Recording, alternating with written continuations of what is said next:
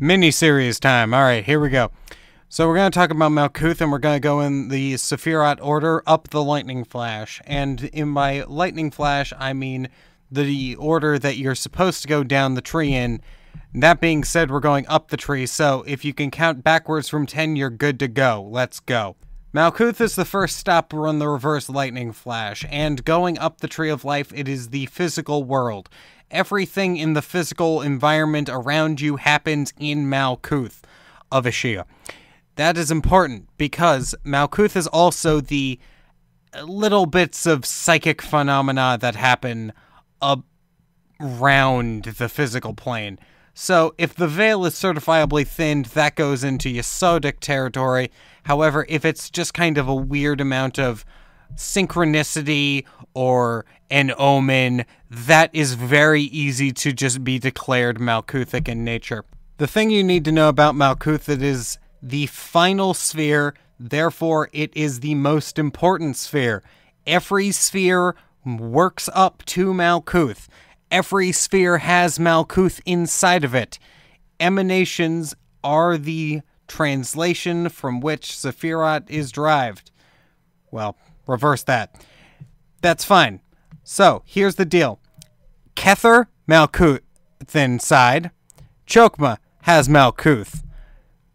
Bina has Malkuth. Everything below that has Malkuth. Malkuth is Malkuth. Therefore, it does not have Malkuth inside because it is Malkuth. That makes sense? Good. Things that we need to remember. There are 4 worlds in Kabbalah. And there are 4 tarot suits. That's coincidental. So, going up, we're going to look at the 4 tarot cards associated with Malkuth. They would be the 10s. So, Malkuth is number 10. We'll look at the 10s, starting from the 10 of Pentacles, because we're going in a specific order.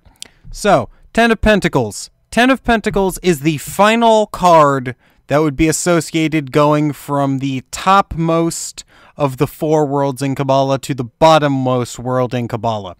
This card represents, in the Rider-Waite deck, safety, security, all those kind of matured journey things. They are the straight up densest card.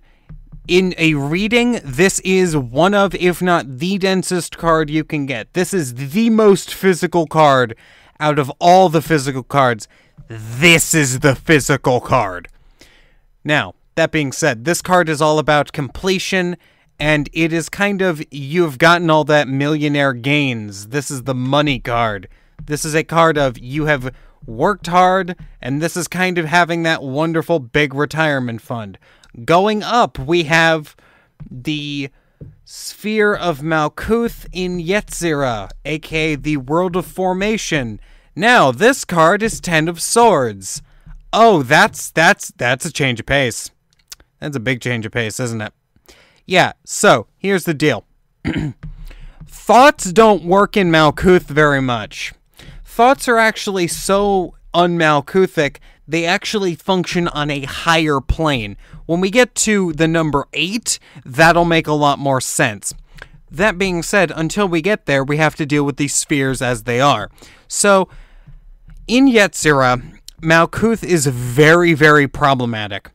Because when you are thinking about things too much, this is where you start to get all the bogged down in like, oh, well, what happens if I don't do this? Self-doubt creeps in. Now, self-doubt is another card, however, that can attribute to this.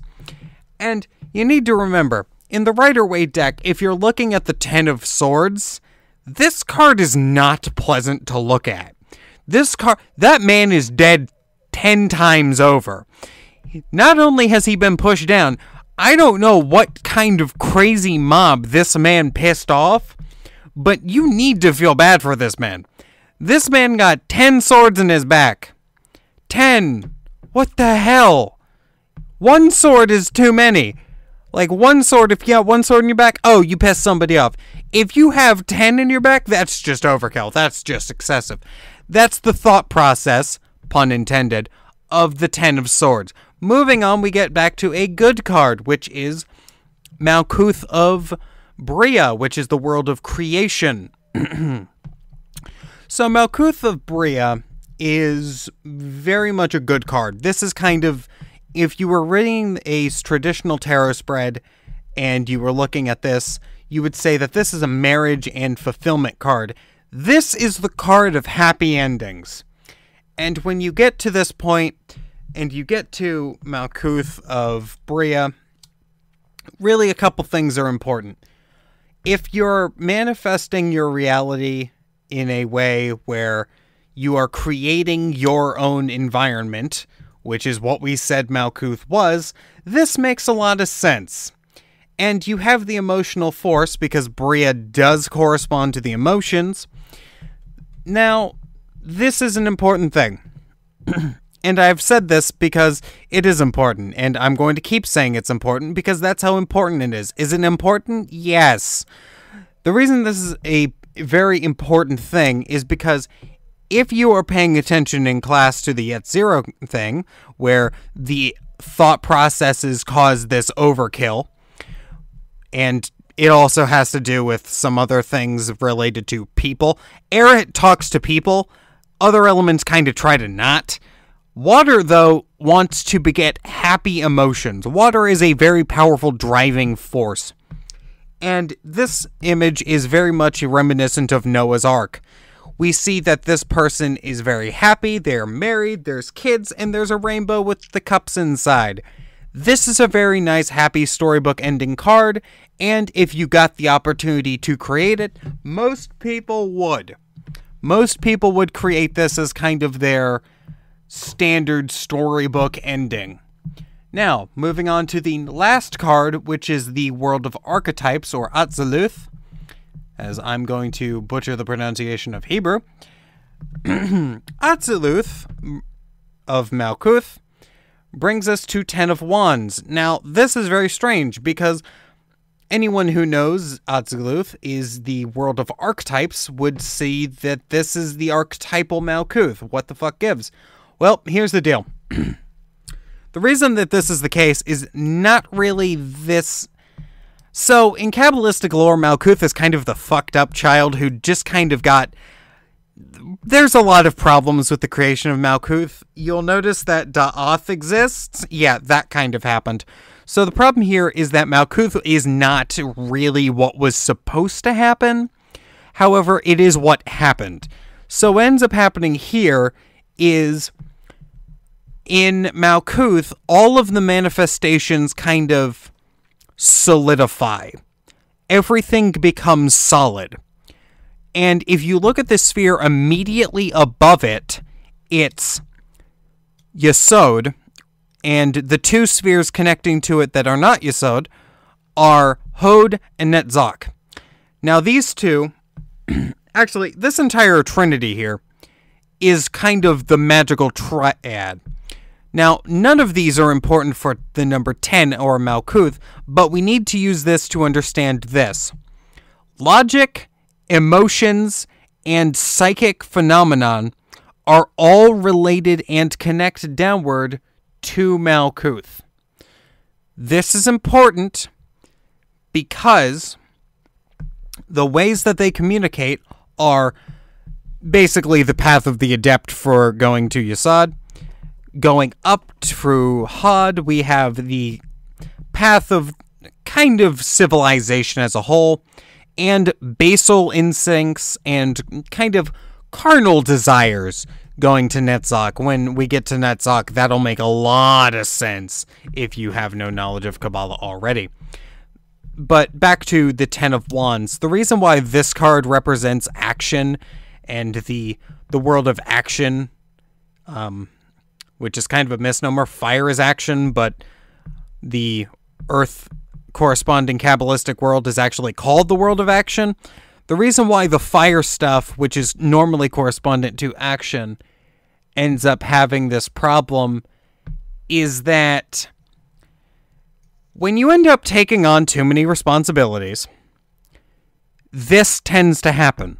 You overload yourself, and if you're overloaded, you get bogged down in all this needless, complicated nonsense. And that's kind of the theme between the two cards here. 10 of Wands and 10 of Swords. 10 of Swords being significantly worse. Because the theme about Malkuth is we're kind of ending. This is the final section. This is very dense, and the cards represent this. If you are overflowing with emotions, it shows you having a good time. If you are overflowing with earthy things like physical wealth, we can see that this is a good time, and you can pass on your legacy to the younger generation. This is the family and retirement thing specifically. Now, if you overburden yourself with actions needed, then you end up getting 10 of Wands, which literally translates from the Golden Dawn system as oppression. And then we also have 10 of Swords, which is ruin. Now, these are not things you want, and they represent taking on too many actions or doing too much at once, and also thinking too much. All of these swords are different thoughts. If you think too much and you're not doing anything, it will eventually kill you. That's why these are bad cards. Now, is that to say that these spheres in these worlds Kabbalistically are bad? Kind of, yeah, they can be. They can be, but like all things, they all have good things and bad things, and, you know, it's very, yeah. Malkuth is weird. The number 10 is weird. And that's all we're doing for Malkuth today. I'm going to grind this thing to a halt, and we're going to get grounded. See what I did there? Thanks for watching. If you enjoyed this video, please leave a like. If you have a comment, a positive or negative response, please leave it in the comment section down below. If you really like this video, subscribe. And if you really like to help me out, please share this with your friends and recommend it to people. Thanks. Have a good day.